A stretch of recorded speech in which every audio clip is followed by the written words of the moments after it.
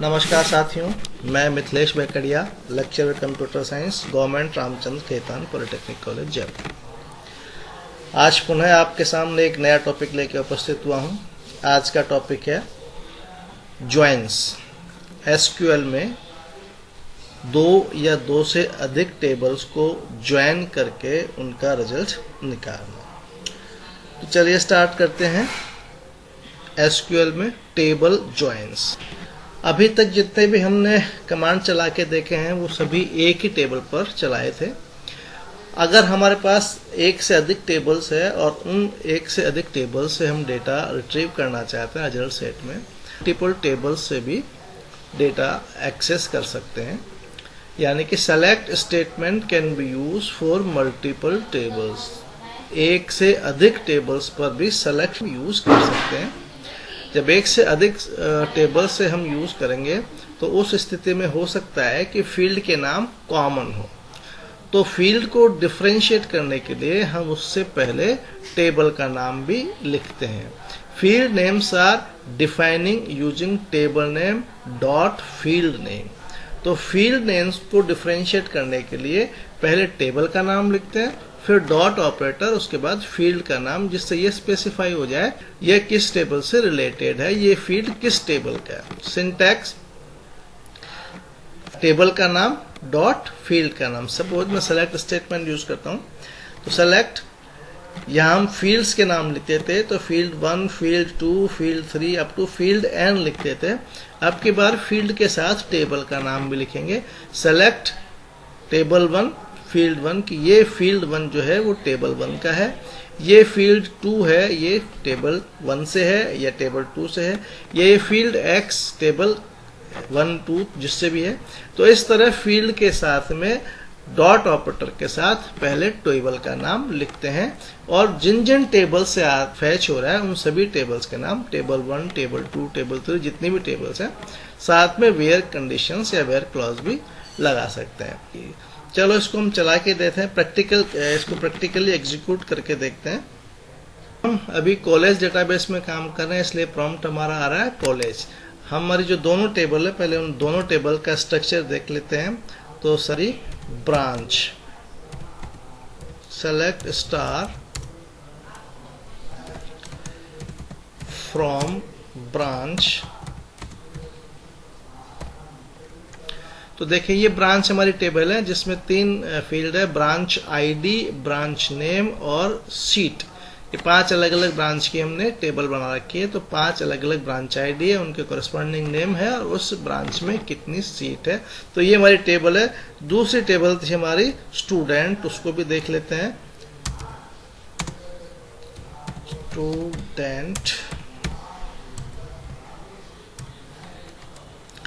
ये हमारी दूसरी टेबल है जिसमें फील्ड है student ID, L name, name, F name, address, telephone number, age, percentage, branch code और कैटेगरी। ये दोनों अलग अलग फील्ड है। सपोज मैं चाहता हूं कि कुछ फील्ड तो इस टेबल से एक्सेस हो और कुछ फील्ड जो है इस टेबल से हो, तो अपन कमांड लिखते हैं। तो देखिए हमने कमांड लिखा है सेलेक्ट स्टूडेंट डॉट नेम, यानी कि नेम फील्ड की वैल्यू इस स्टूडेंट टेबल से आए तो ये फील्ड्स आएंगे। इसके बाद स्टूडेंट से ही कैटेगरी, ये कैटेगरी फील्ड स्टूडेंट टेबल से आएगी। इसके बाद ब्रांच फील्ड टेबल से आए ब्रांच नेम, यानी कि यहाँ से इस ब्रांच के नेम आए।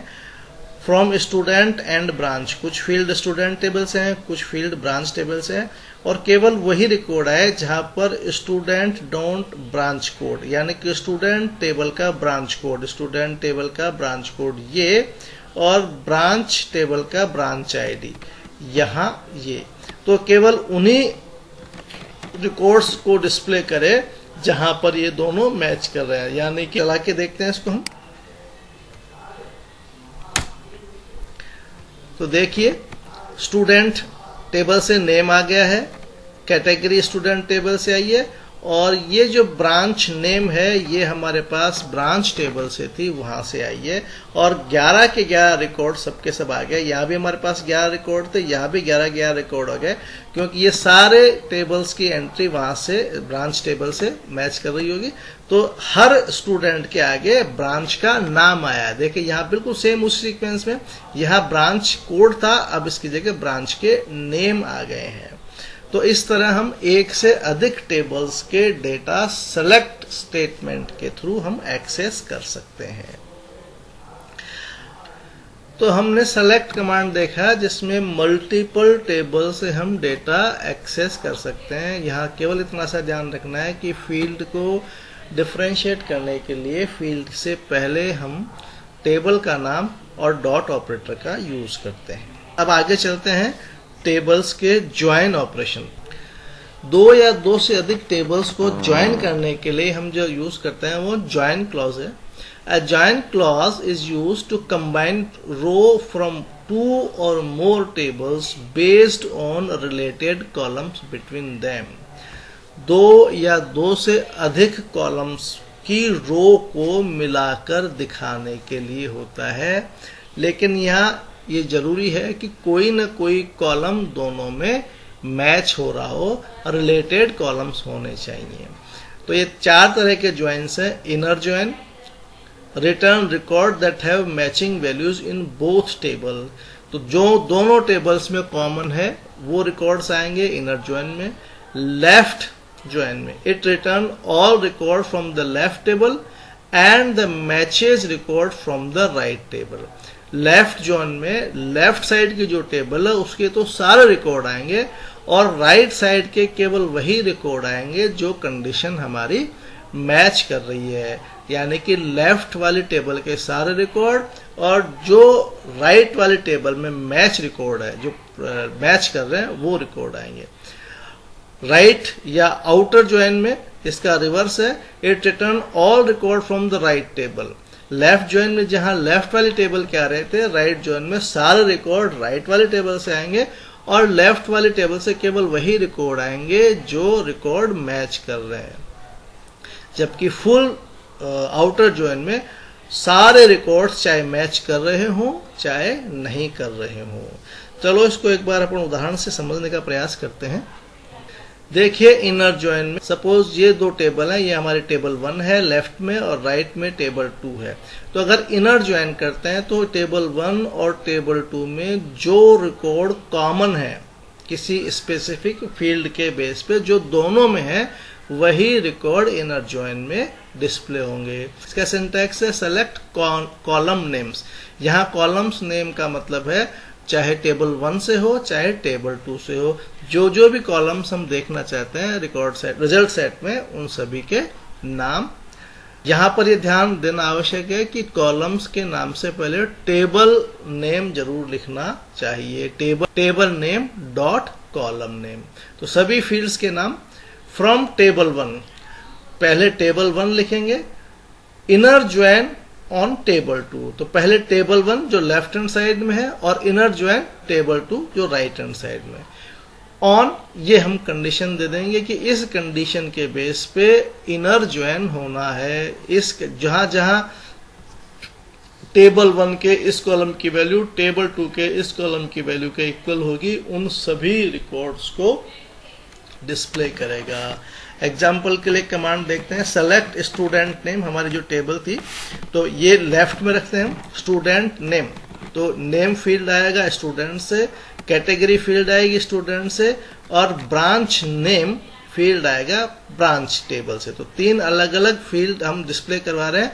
दो फील्ड स्टूडेंट टेबल से हैं और एक फील्ड ब्रांच टेबल से आएगा। फ्रॉम स्टूडेंट ये लेफ्ट टेबल का नाम, इनर ज्वाइन ब्रांच ये राइट टेबल का नाम और ज्वाइन जो है वो किस बेस पे है, स्टूडेंट टेबल के ब्रांच कोड की वैल्यू और ब्रांच टेबल की ब्रांच आईडी की वैल्यू सेम होने पर डिस्प्ले करे। चलिए इसको भी हम एक बार चला के देखते हैं। देखिए हमारा कमांड टेबल और क्रिएट कर लेता हूं। चलो हमारी टेबल्स हम जो देख लेते हैं एक बार। सेलेक्ट, ये टेबल है ब्रांच, एक हमारी थी स्टूडेंट,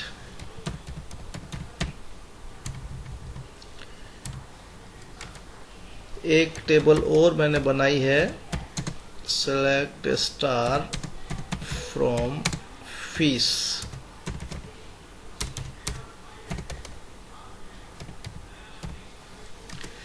इस टेबल में हमने फीस की इंफॉर्मेशन रखी है। 4 इसमें फील्ड्स हैं। फीस डेट, किस डेट को फीस जमा हुई, स्टूडेंट आईडी, किस स्टूडेंट की, जिसकी स्टूडेंट आईडी हमारी यूनिक है तो स्टूडेंट आईडी के किस स्टूडेंट आईडी की जमा हुई, कितनी फीस जमा हुई, और फीस की एक अलम ने प्राइमरी आईडी और ले रखी है। अब देखिए मैं इनर ज्वाइन लगाता हूं। 2 टेबल है हमारी, एक टेबल है स्टूडेंट और दूसरी टेबल है फीस। तो स्टूडेंट टेबल और फीस टेबल से हम इंफॉर्मेशन एक्सेस करना चाहते हैं। नेम फील्ड आएगा स्टूडेंट टेबल से, एफ नेम स्टूडेंट टेबल से, स्टूडेंट आईडी स्टूडेंट टेबल से, फीस का अमाउंट, चूंकि फीस का अमाउंट स्टूडेंट वाले टेबल में नहीं है तो फीस का अमाउंट आएगा, अमाउंट फील्ड आएगी फीस टेबल से फ्रॉम स्टूडेंट। तो स्टूडेंट हमारी लेफ्ट वाली टेबल है और inner join fees on student, तो फीस हमारी राइट वाली टेबल है। ये लेफ्ट टेबल, ये राइट टेबल ऑन स्टूडेंट। अभी हम इनर ज्वाइन चला रहे हैं और जो रिजल्ट आए वो order by student dot name, यानी कि स्टूडेंट टेबल के नेम फील्ड के बेस पे अरेंज होकर ये डेटा डिस्प्ले होंगे। चलाते हैं इसको हम,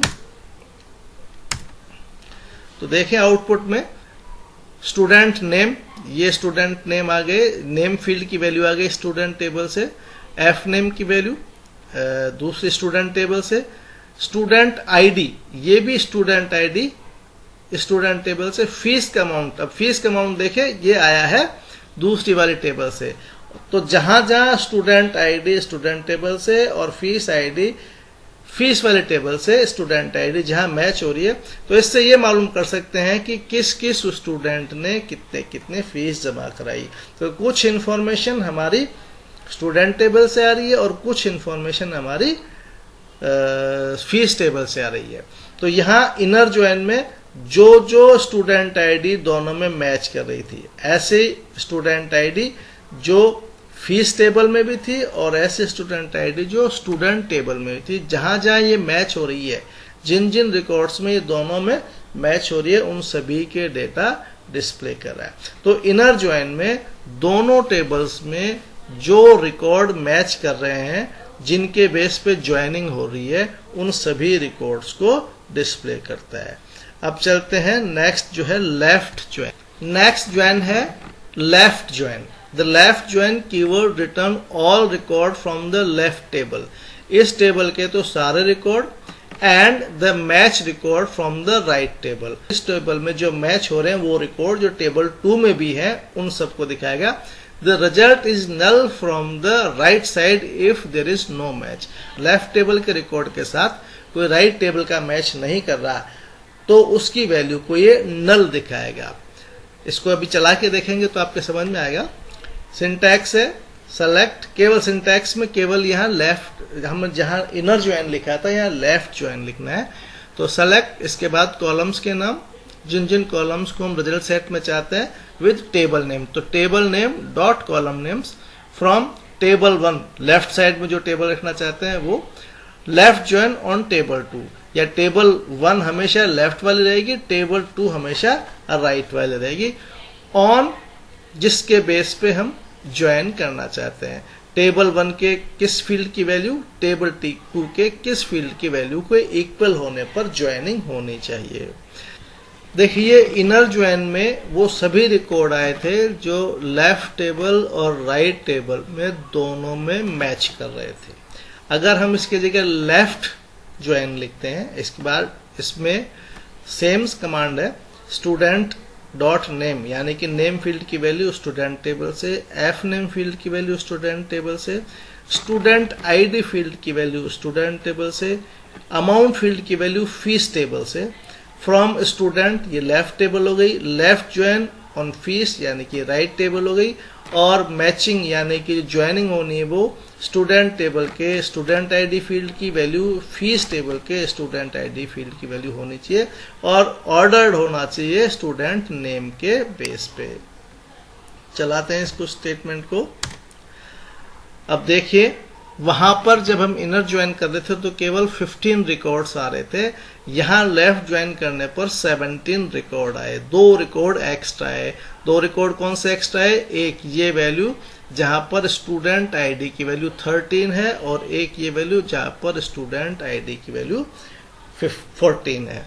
तो ये 2 रिकॉर्ड ऐसे हैं जिनकी वैल्यूज यहाँ पर आई है। अब इसको समझने के लिए अपन दोनों जो टेबल्स है हमारी स्टूडेंट टेबल और फीस टेबल को देखते हैं। फीस टेबल में देखिए, फीस टेबल में 13 और 14 नाम से कोई भी रिकॉर्ड नहीं है।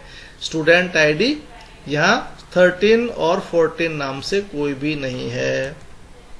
और जो हमारा रिजल्ट आया था उसमें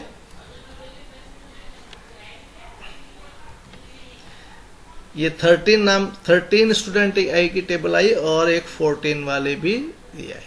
तो जो रिकॉर्ड्स लेफ्ट वाली टेबल में है वो सारे रिकॉर्ड्स आएंगे, चाहे उसके कॉरस्पॉन्डिंग रिकॉर्ड राइट वाली टेबल में नहीं हो। अगर कोई ऐसा रिकॉर्ड है फील्ड की वैल्यू लेफ्ट वाले टेबल में तो है और राइट वाली टेबल में नहीं है, तो वहां पर नल वैल्यू डिस्प्ले करेगा। और अगर इसी की जगह हम लेफ्ट ज्वाइन की जगह राइट ज्वाइन करते तो इसका रिवर्स होता, राइट वाली टेबल के सारे कॉलम आते, लेफ्ट वाली टेबल के वही कॉलम आएंगे जो मैच करेंगे। और अगर कोई ऐसा रिकॉर्ड है जो राइट में तो है और लेफ्ट वाली टेबल में नहीं है तो वहां पर नल वैल्यू आएगी। इसको भी चला के देखते हैं हम। इसकी जगह केवल लेफ्ट की जगह इस बार राइट ज्वाइन कर लेते हैं। ये लेफ्ट की जगह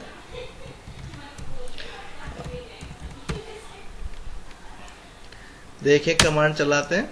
अब की बार देखिए 18 रिकॉर्ड आए हैं। अब ये 3 फील्ड एक्स्ट्रा आए हैं जहां पर नेम की वैल्यू नल है, एफ नेम की वैल्यू नल है, स्टूडेंट आईडी की वैल्यू नल है। मतलब 3 रिकॉर्ड ऐसे हैं जो लेफ्ट वाली टेबल में नहीं है लेकिन राइट वाली टेबल में है। तो 3 रिकॉर्ड ऐसे हैं जहां पर स्टूडेंट आईडी ऐसी है जिसके इक्विवेलेंट वैल्यू लेफ्ट वाली टेबल में नहीं है। नेक्स्ट आपका राइट ज्वाइन। जैसा हमने देखा लेफ्ट ज्वाइन में लेफ्ट वाली टेबल के सारे रिकॉर्ड आते हैं और राइट वाली टेबल के केवल वो रिकॉर्ड आते हैं जिनकी वैल्यू इक्वल है। उसके उल्टा राइट ज्वाइन में राइट वाली टेबल के सारे रिकॉर्ड आएंगे, लेफ्ट वाली टेबल से केवल वही रिकॉर्ड आएंगे जिस फील्ड के बेस पे हम ज्वाइन कर रहे हैं वो फील्ड यहाँ पर भी हो। और अगर कोई ऐसा रिकॉर्ड है जिसकी वैल्यू राइट टेबल में तो है और लेफ्ट टेबल में उसकी वैल्यू नहीं है तो वहां पर नल दिखाएगा। जैसा मैं एग्जांपल में देखा, हमारे स्टूडेंट टेबल में ऐसे कोई रिकॉर्ड नहीं थे जिनकी स्टूडेंट आईडी 13 और 14 हो, लेकिन फीस वाले टेबल में 13 और 14 स्टूडेंट आईडी की वैल्यूज थी। तो वो 13 और 14 स्टूडेंट आईडी के रिकॉर्ड राइट वाले टेबल में होने के कारण रिजल्ट सेट में आएंगे, लेकिन उनकी लेफ्ट टेबल में कोई कॉरस्पॉन्डिंग वैल्यू नहीं है तो वहां पर नल दिखाएगा। सिंटैक्स बिल्कुल सेम है, लेफ्ट राइट ज्वाइन की जगह केवल राइट ज्वाइन देना है। इसका उदाहरण अभी हमने देखा था। लेफ्ट वाले रिकॉर्ड में जब लेफ्ट ज्वाइन किया था तो हमने रिजल्ट सेट में 17 रिकॉर्ड आए थे और राइट ज्वाइन किया था तो 3 ऐसे रिकॉर्ड आ रहे थे जहां पर नेम फील्ड की वैल्यू नल थी, एफ नेम फील्ड की वैल्यू नल थी, स्टूडेंट आईडी फील्ड की वैल्यू नल। लास्ट ज्वाइन है फुल आउटर ज्वाइन या फुल ज्वाइन। इसमें दोनों टेबल्स की, लेफ्ट वाले टेबल्स के भी सारे रिकॉर्ड और राइट वाले टेबल्स के भी सारे रिकॉर्ड, तो दोनों रिकॉर्ड्स आएंगे। जिन लेफ्ट वाली टेबल में अगर कोई ऐसा रिकॉर्ड है जिसकी कॉरस्पॉन्डिंग वैल्यू राइट टेबल में नहीं है तो वहां नल आ जाएगा। और इसके रिवर्स अगर कोई राइट वाली टेबल में ऐसा कोई रिकॉर्ड है जिसकी कॉरस्पॉन्डिंग वैल्यू लेफ्ट टेबल में नहीं है तो वहां पर नल आ जाएगा। तो ये थे 2 या 2 से अधिक टेबल्स पर ज्वाइन ऑपरेशंस इंप्लीमेंट करना। हमने मल्टीपल टेबल्स को सेलेक्ट स्टेटमेंट के माध्यम से किस तरह एक्सेस करते हैं ये देखा। ज्वाइंस में left join, right join, inner join और आउटर ज्वाइन, अभी के हमने एग्जांपल्स रन करके देखें। मुझे आशा है कि आपको ज्वाइंस के बारे में समझ में आ गया होगा। अगर आपको ये चैनल पसंद आता है तो इस चैनल को सब्सक्राइब करें और लाइक करें। धन्यवाद। मिथिलेश बैकड़िया।